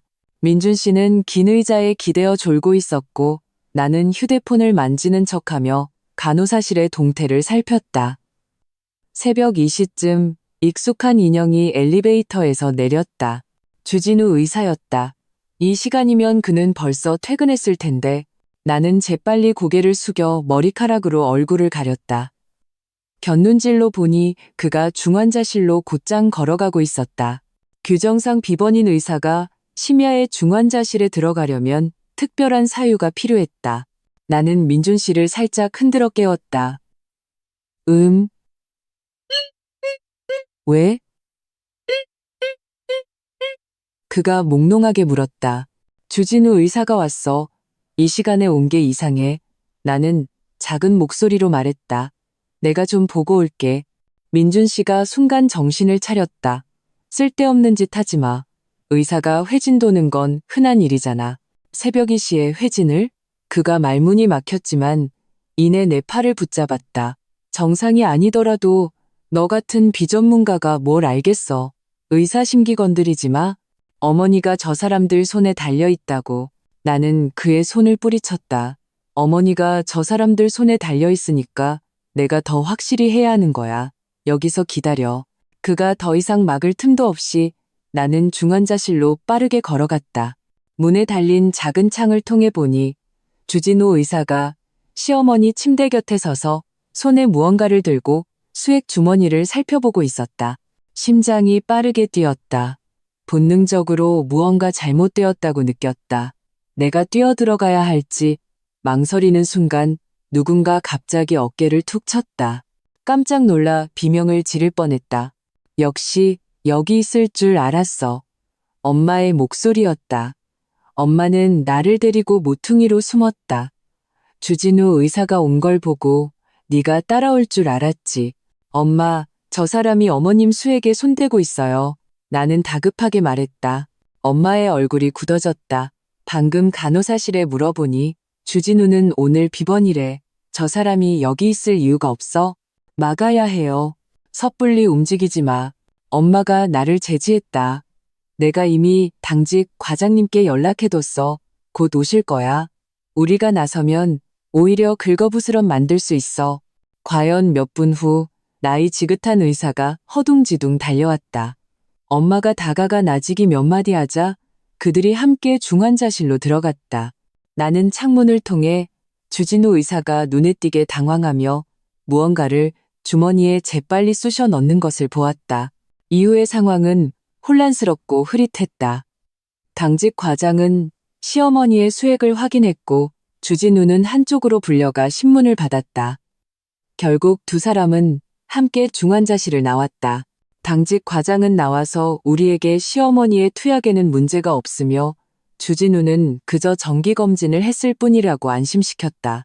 거짓말이야. 과장이 멀어진 후 엄마가 차갑게 말했다. 내가 똑똑히 봤어. 주진우가 주머니에 뭘 숨기는 거. 경찰에 신고해야 해요. 나는 입술을 깨물며 말했다. 확실한 증거가 없으면 신고해도 소용없어.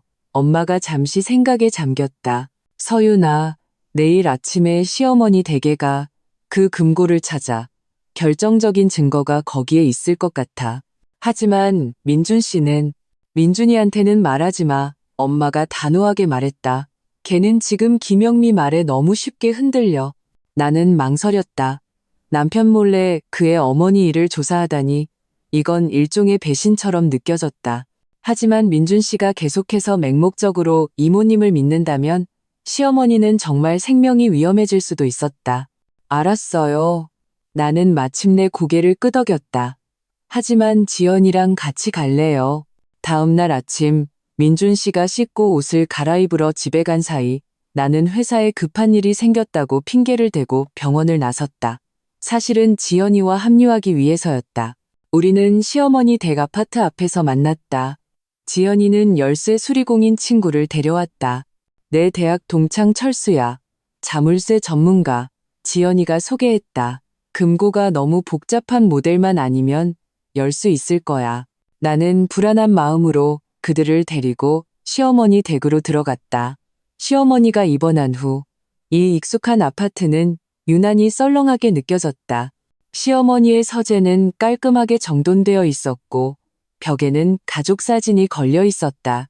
책상 위에는 나와 민준 씨의 결혼 사진이 놓여 있었다. 사진 속 시어머니의 자애로운 미소를 보니 결심이 더욱 굳어졌다. 반드시 그녀를 지켜야만 한다. 금고는 어디 있어? 지연이가 물었다. 아마 저 그림 뒤일 거야. 나는 책상 뒤 벽에 걸린 산수화를 가리켰다. 지난번에 어머님이 서류 꺼내실 때 우연히 봤어. 그림을 떼어내자 과연 벽에 박힌 금고가 드러났다. 철수가 확인해보고는 고개를 저었다. 이건 구식 기계식 자물쇠라 비밀번호 없이는 열기 힘들어요. 시어머니 생신으로 해봐. 지연이가 제안했다. 나는 시어머니의 양력과 음력 생일을 모두 입력해봤지만 맞지 않았다. 민준 씨 생일은 역시 아니었다. 나는 머리를 쥐어짜며 시어머니가 쓸만한 비밀번호를 떠올리다가 문득 시아버님의 기일을 생각했다. 숫자를 입력하자 금고에서 희미한 딸깍 소리와 함께 문이 열렸다. 됐다. 지연이가 환호했다. 금고 안에는 서류 봉투 몇 개와 통장, 그리고 보석함들이 가지런히 놓여 있었다. 나는 서류 봉투를 빠르게 훑어보았다. 그중 부동산이라고 적힌 봉투가 눈길을 끌었다. 찾았어. 나는 서류를 꺼내 들었다. 시어머니 아파트의 담보대출 계약서였다. 대출자는 역시 신진투자였고 대출금은 무려 3억 원에 용도는 투자 재테크라고 적혀 있었다. 너무 이상해. 나는 미간을 찌푸리며 계약서를 넘겨보았다. 어머님은 투자 같은 거 절대 안 하시는데 도박이라고 하셨어. 이것 좀 봐. 지연이가 계약서 마지막 장에 서명을 가리켰다. 필체가 앞부분이랑 달라 모방한 것 같아. 나는 자세히 비교해 보았다. 계약서 상위 시어머니 서명은 다른 서류에 있는 서명과 미세한 차이가 있었다. 더 의심스러운 것은 공증사무소의 직인이 찍힌 부분이 흐릿해서 거의 알아볼 수 없었다는 점이다. 이거 위조된 거야. 나는 소리쳤다. 누가 어머님 서명을 위조해서 집을 담보로 잡은 거야. 김영미일 가능성이 높지. 지연이가 휴대폰으로 사진을 찍으며 말했다. 계속 찾아봐. 다른 단서가 있는지. 의료라고 적힌 다른 서류 봉투에서 나는 건강검진 결과지를 발견했다. 시어머니가 한 달 전에 받은 종합검진이었는데 모든 수치가 정상이었고 특히 혈전 위험 없음, 항응고 치료 불필요라고 명시되어 있었다. 이거 정말 중요해. 나는 흥분해서 말했다.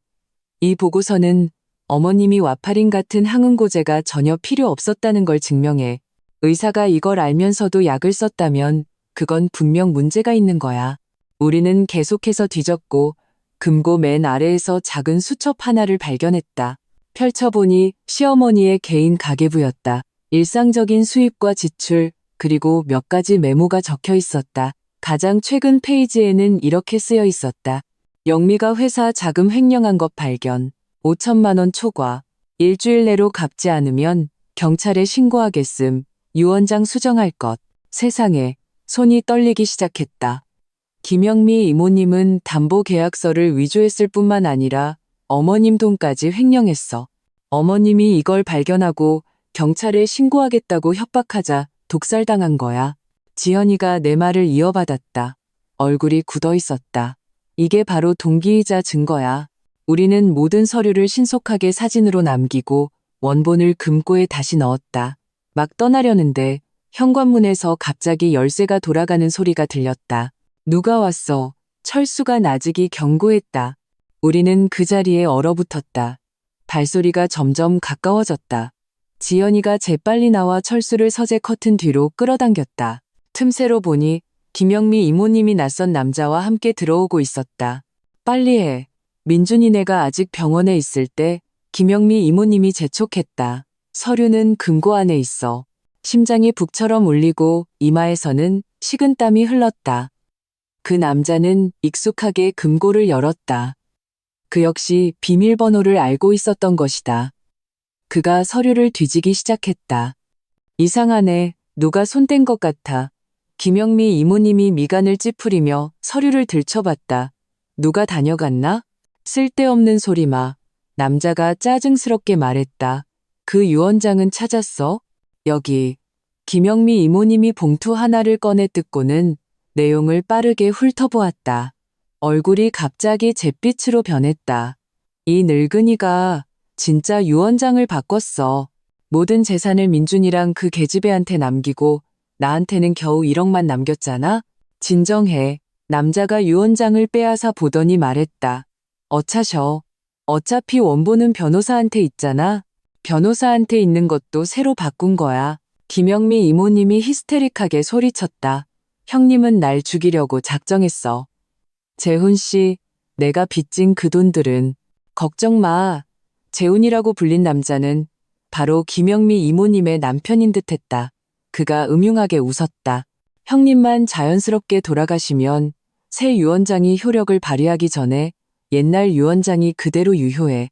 옛날 유언장에는 당신이 재산 절반을 받게 되어 있잖아. 피가 거의 멎는 것 같았다. 그들은 대놓고 살인을 계획하고 있었다. 그 주진우라는 의사는 믿을만해? 이재훈이 물었다. 걱정 마. 나한테 큰 빚을 졌거든. 김영미가 코웃음을 쳤다. 게다가 이런 일 터져도 의료사고로 처리될 거고 기껏해야 직무태만 정도로 끝날 거야. 너무 얕보지 마. 이재훈이 경고했다. 특히 내 그 조카 며느리 보아하니 아주 바짝 캐고 다니던데? 그 이서윤이라는 애? 김영미가 경멸하듯 콧방귀를 뀌었다. 민준이는 이미 걔를 의심하기 시작했어. 집안에서만 잘 처리하면 나는 입술을 꽉 깨물고서야 뛰쳐나가려는 충동을 참을 수 있었다.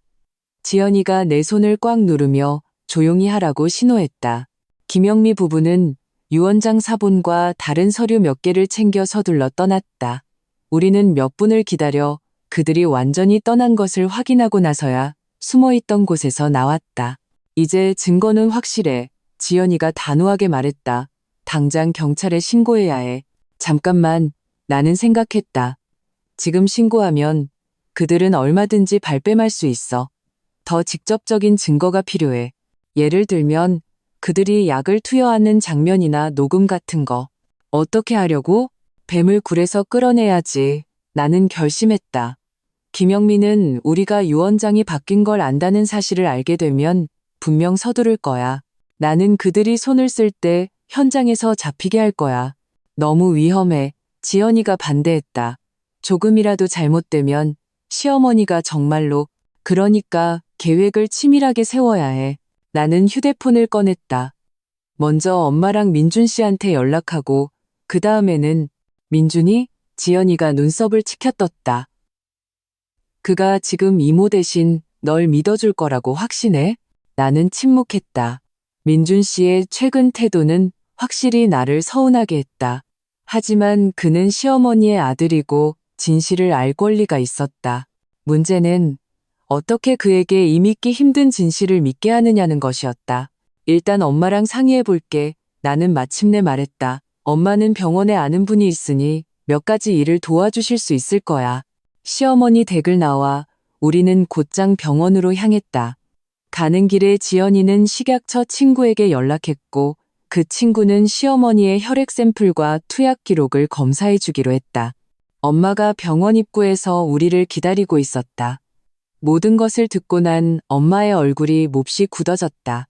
내 짐작이 맞았어. 역시 김영미였어. 엄마가 코웃음을 쳤다. 하지만 그 애가 이렇게까지 대담할 줄은 몰랐네. 엄마, 도움이 필요해요. 나는 내 계획을 자세히 설명했다. 엄마가 잠시 생각에 잠기더니 고개를 끄덕였다. 가능해. 하지만 실수가 없어야 해. 내가 병원 보안팀의 이 팀장한테 연락해 볼게. 내 고등학교 동창이야. 우리는 각자 움직이기로 했다. 엄마는 병원 내부 협조를 구하러 갔고 지연이는 변호사 친구를 찾아가 법적 절차를 자문했다. 나는 중환자실 밖으로 가서 민준 씨를 찾았다. 그는 긴 의자에 홀로 앉아 있었다. 나를 보자 눈빛이 복잡했다. 회사 일은 처리했어? 민준 씨, 할 중요한 얘기가 있어. 나는 심호흡을 했다. 어머님 병에 관한 거야. 서윤아, 김영미 이모님의 목소리가 갑자기 끼어들었다. 그녀는 어디선가 나타나 손에 과일을 들고 있었다. 왔구나. 마침 과일 좀 사왔는데 같이 먹자. 나는 혐오감을 억누르고 억지 미소를 지었다. 감사해요. 이모님, 정말 세심하시네요. 민준 씨의 표정이 누그러졌다. 이모님이 계속 여기서 지키시느라 제대로 쉬지도 못하셨어. 당연히 해야지. 김영미 이모님이 민준 씨의 손을 토닥이고는 나에게로 몸을 돌렸다. 눈빛이 날카로웠다. 세아가는 어디 갔다 왔어? 민준이가 회사에 급한 일 있다고 하던데. 네, 갑자기 처리할 보고서가 있어서요. 나는 얼굴색 하나 변하지 않고 거짓말을 했다. 아, 맞다. 방금 주진우 의사 선생님 뵈었는데 어머님 상태가 안정됐다고 하시던데요. 김영미 이모님의 동공이 순간적으로 수축했다. 주의사, 그가 뭐라고 하던? 그냥 어머님 모든 수치가 좋아져서 곧 일반 병실로 옮길 수도 있겠다고요. 나는 일부러 가볍게 말했다. 그리고 어머님 약도 조절해서 와파린 양을 줄였다고 하던데요. 와파린? 민준 씨가 의아하게 물었다. 그게 무슨 약이야? 항응고제. 나는 김영미 이모님의 눈을 뚫어지게 쳐다봤다. 지난번에 어머님 뇌부종을 일으켰던 그 약이요. 이상한 건 어머님 건강검진 결과지에는 그 약이 전혀 필요 없다고 나와 있거든요. 김영미 이모님의 손이 미세하게 떨렸고 과일 봉지에서 희미한 바스락 소리가 났다. 의사 선생님들이 알아서 다 고려하셨겠지. 네, 특히 주진우 의사 선생님이 어머님을 각별히 신경 쓰시는 것 같더라고요. 나는 의미심장하게 말했다. 민준 씨도 기억나? 어젯밤에 주 의사 선생님이 심야에 회진까지 오셨잖아. 정말 책임감 강하시다니까. 민준 씨가 미간을 찌푸렸다. 좀 이상하긴 했어. 아이고, 너희 젊은 사람들은 의심이 너무 많아. 김영미 이모님이 억지 웃음을 지으며 말을 끊었다. 의사가 책임감 있는 게 좋은 거지. 나 과일 좀 씻어 올게. 그녀는 서둘러 자리를 떴다. 서윤아, 민준 씨가 목소리를 낮췄다. 너 대체 무슨 말을 하고 싶은 거야? 민준아, 나 한 번만 믿어줘. 나는 그의 손을 잡았다. 오늘 밤 아무도 어머님께 혼자 접근하게 하지 마. 특히 김영미 이모님하고 주진우 의사. 내가 그들이 어머님을 해치려 한다는 증거를 가지고 있어. 무슨 증거? 그는 충격받은 얼굴이었다. 지금은 말하기 곤란해. 저녁에 엄마랑 지연이가 올 거야. 그때 같이 얘기해 줄게. 나는 간절히 말했다. 제발 이번 한 번만 날 믿어줘. 그는 오랫동안 망설이다가 마침내 고개를 끄덕였다. 알았어. 하지만 만약 내 주장이 틀렸다면 내가 모든 책임을 질게. 나는 단호하게 말했다. 해질 무렵 엄마와 지연이가 차례로 병원에 도착했다. 우리는 병원 근처 작은 식당에서 만났다. 지연이는 우리가 수집한 모든 증거를 보여주었다. 담보계약서, 서명 비교자료, 건강검진 결과지, 시어머니의 가계부 기록, 그리고 식약처 친구가 제공한 전문 의견까지. 시어머니의 혈액에서 검출된 와파린 농도는 치료 용량을 훨씬 초과했으며 여러 번 투약한 흔적이 있었다. 이건 불가능해. 민준 씨의 얼굴이 창백해졌다. 손을 떨며 사진들을 넘겨보았다. 이모가 어떻게? 이모는 엄마를 가장 아꼈는데 돈 앞에서는 못할 짓이 없는 법이야. 엄마가 차갑게 말했다. 민준아, 받아들이기 힘든 거 알아. 하지만 증거가 눈앞에 있잖아. 더 직접적인 증거도 있어. 지연이가 휴대폰을 꺼내 녹음 파일을 재생했다. 시어머니 서재에서 나눈 김영미 부부의 대화였다. 의료사고와 유언장에 대해 명확하게 언급하는 내용이었다. 민준 씨는 다 듣고 나서 마치 영혼이 빠져나간 사람처럼 보였다. 나, 잠시 생각할 시간이 필요해. 시간 없어. 나는 그의 손을 잡았다. 그들 대화 내용으로 봐서는 김영미는 오늘 밤 또다시 손을 쓸 가능성이 높아. 우리는 준비해야만 해. 계획에 따라 우리는 병원 보안과와 엄마가 아는 이 팀장에게 연락해 은밀한 감시 카메라를 설치했다. 경찰도 비밀리에 개입하여 김영미가 행동에 나설 때 체포할 준비를 했다. 우리는 아무것도 모르는 척 연기했고 심지어 김영미 앞에서 일부러 다투는 척하며 나와 민준 씨의 관계가 틀어졌다고 믿게 만들었다. 밤 10시 면회 시간이 끝나고 대부분의 가족들이 떠났다. 직계 가족인 민준 씨만 남기로 했다. 나와 엄마는 떠나는 척하며 병원 보안과의 감시실에 숨었다. 지연이는 밖에서 경찰과 연락을 취하며 대기했다. 감시 카메라 화면에는 시어머니의 중환자실 앞 복도가 조용해진 모습이 보였다. 민준 씨는 계획대로 긴 의자에 앉아 졸고 있었고 구석에 숨겨진 카메라는 병실 문을 향하고 있었다. 올까? 나는 긴장해서 물었다. 반드시 올 거야. 엄마가 화면을 뚫어지게 쳐다봤다. 유언장이 바뀐 걸 알았으니 시간이 없다고 생각할 테지? 과연 새벽 1시쯤 익숙한 인형이 귀신처럼 복도에 나타났다. 김영미였다. 그녀는 사방을 둘러보고 민준 씨가 잠든 것을 확인한 후 살금살금 중환자실 문으로 다가갔다. 바로 그때 주진우도 다른 쪽에서 나타났다. 두 사람은 문 앞에서 나직이 대화했다. 녹화되고 있습니다. 보안과 이 팀장이 작은 소리로 말했다. 조금만 더 기다리죠. 손을 쓸 때까지. 심장이 터질 듯이 뛰고 손바닥은 온통 땀으로 젖었다. 화면 속에서 주진우가 카드를 긁고 중환자실로 들어갔고 김영미가 그 뒤를 바짝 따랐다. 그들은 시어머니의 침대로 직행했다. 주진우가 주머니에서 작은 약병을 꺼냈다. 움직여. 이 팀장이 무전기에 대고 명령했다. 다음 장면은 마치 영화 같았다. 근처에 매복하고 있던 보안 요원들과 사복 경찰들이 중환자실로 들이닥쳐 시어머니의 수액관에 정체불명의 액체를 주사하려던 주진우를 현장에서 체포했다. 김영미는 상황을 보고 도망치려다 문 앞에서 경찰에게 붙잡혔다. 뭐 하는 짓이야? 나는 환자 가족이야. 그녀가 히스테릭하게 소리쳤다. 김영미 씨, 주진우 씨, 살인 미수 혐의로 체포합니다. 조사에 협조해 주시죠. 경찰관이 엄숙하게 말했다. 민준 씨가 그때 깨어나 중환자실로 뛰어들어왔고 현장을 보고는 얼굴이 새하얘졌다. 이모, 정말 이모였어요? 민준아, 저들이 날 모함하는 거야. 이서윤, 제가 형님을 해치려 했어. 김영미가 민준 씨의 팔을 붙잡았다. 그만하세요. 민준 씨가 그녀의 손을 뿌리쳤다. 목소리가 떨렸다. 제가 다 봤어요. 어떻게 엄마를 죽이려고 할 수가 있어요. 경찰이 두 사람을 연행한 후 의사들이 즉시 시어머니의 상태를 확인했고 이번에는 약물이 주입되지 않았음을 확인했다. 엄마와 내가 중환자실로 들어갔다. 민준 씨는 길 잃은 아이처럼 그곳에 서 있었다. 서윤아. 그가 목맨 소리로 나를 안았다. 미안해. 내가 널 의심해서는 안 됐는데. 나는 그의 등을 토닥이며 아무 말도 하지 않았다.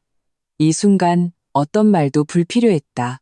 우리는 마침내 가족이라는 가면 뒤에 숨어있던 독사를 쪼아냈다. 시어머니는 이제 안전했다. 하지만 이것은 시작에 불과했다. 이후 며칠 동안 경찰 조사가 깊어지면서 더 놀라운 내막이 드러났다.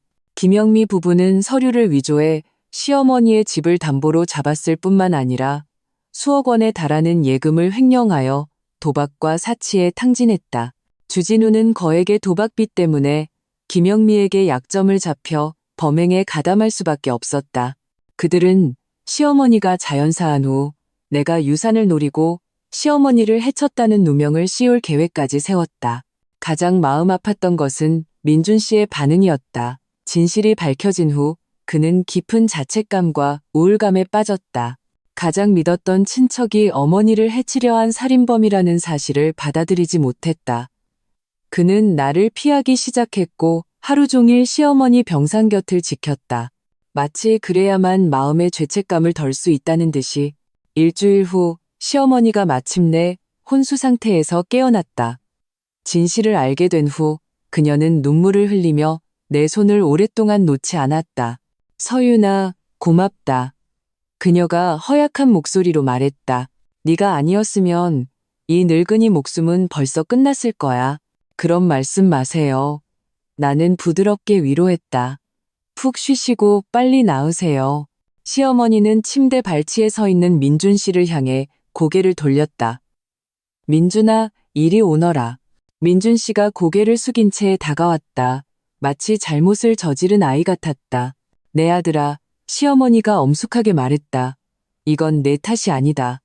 영미는 내가 어릴 때부터 키운 동생이야. 나조차도 그 애가 그럴 줄은 몰랐어. 하지만 서윤이를 믿었어야 했어요. 민준 씨가 고통스럽게 말했다. 저는 오히려 그녀를 의심하고 질책했어요. 부부 사이에 오해가 없을 수 있겠니? 시어머니가 그의 손을 토닥였다. 중요한 건 이제부터 서로를 더 지지해주는 거야. 서윤이는 좋은 며느리다. 네가 잘해야 해. 민준 씨가 나를 올려다보았다. 눈에는 후회와 간청이 가득했다. 나는 우리의 결혼 생활이 이 폭풍 속에서 심각한 시험대에 올랐다는 것을 알았다. 하지만 어쩌면 바로 이런 시련을 통해 우리는 함께 이겨내고 더 강해질 수 있을지도 모른다. 병실을 나설 때 엄마가 복도에서 나를 기다리고 있었다. 딸의 지친 모습을 보며 엄마는 마음 아픈 듯 내 얼굴을 어루만졌다. 엄마, 고마워요. 나는 엄마 어깨에 기댔다. 엄마가 처음에 조심하라고 일깨워주지 않으셨다면 모녀 사이에 고맙긴. 엄마가 한숨을 쉬었다. 하지만 일이 이렇게까지 심각할 줄은 몰랐어. 서윤아, 앞으로 무슨 일이 있든 엄마는 항상 내 편이라는 걸 기억해. 나는 고개를 끄덕였다. 마음속은 감사함으로 가득했다. 이번 위기를 통해 나는 많은 것을 깨달았다. 혈연이라는 것이 때로는 상처를 주는 칼날이 될 수 있다는 것, 그리고 진정한 가족은 반드시 피로 맺어지는 것은 아니라는 것을. 결혼은 신뢰와 소통이 필요하며 나와 민준 씨는 그 점에서 아직 갈 길이 멀다는 것을. 그리고 가장 중요한 것은 무조건적으로 나를 지지해주는 엄마가 있다는 것이 얼마나 큰 행운인지를 깊이 깨달았다는 점이다.